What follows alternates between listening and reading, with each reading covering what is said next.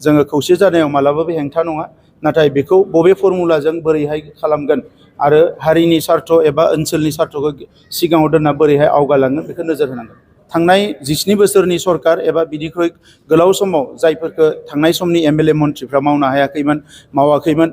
थांनाय 17 बोसोरनि सरकारा जेफोरखौ मावाखैमोन बेफोरखौ जोङो मोजाङैनो मावनो हादों जोङो 40 समष्टियाव खनसे जोंनि बेनिफिसारि मिटिं जालांबाय गुबुन गुबुन मिटिंफ्रा जालांबाय दा बे हिसाबै जोङो 40 समष्टियाव जोंनि जि दानि जि स्टेटास एबा स्थिति बेखौ जोङो जोबोद मोजाङैनो मोनबाय आरो आफाद हिसाबै जोबोद मोजाङैनो मावगासिनो दङ जोंनि बिबानगिरिफ्रा आरो नैबे समाव बिसायख'थि फैदों हिसाबै जिखिनि बिसायख'थिखौ लानानै जि प्रिपारेसन बे इउपिपिएल हान्जा हिसाबै जोबोद मोजां वेल अर्गेनाइज सोलिगासिनो दङ आरो नैबे बिसायख'थियाव जोबोद मोजां जागोन जों बेखौ मिजिंथिदों मानोना जों गोबाव समनिफ्राय खामानि मावबोदों आरो बे 4.5 बोसोराव थांनाय 17 बोसोरनि सरकार एबा बिनिख्रुइ गोलाव समाव जायफोरखौ थांनाय समनि एमएलए मन्थ्रिफ्रा मावनो हायाखैमोन मावाखैमोन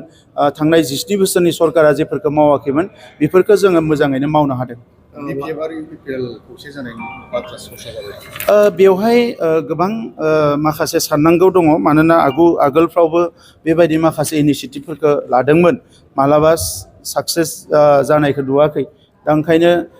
बे इनिशिएटिभखौ जोङो बरायगोन नाथाय बेवहाय बोरैहाय जोङो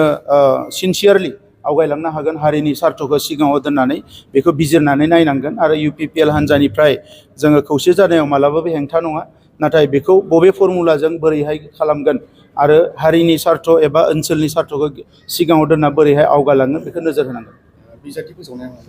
टाइम दङ दाबो जेब्लासिम इलेक्सन कड अफ कन्डाक्ट नाङा जोंहा एनाफ टाइम दङ आरो बै समसिम जोङो खामानि मावलांबाय थागोन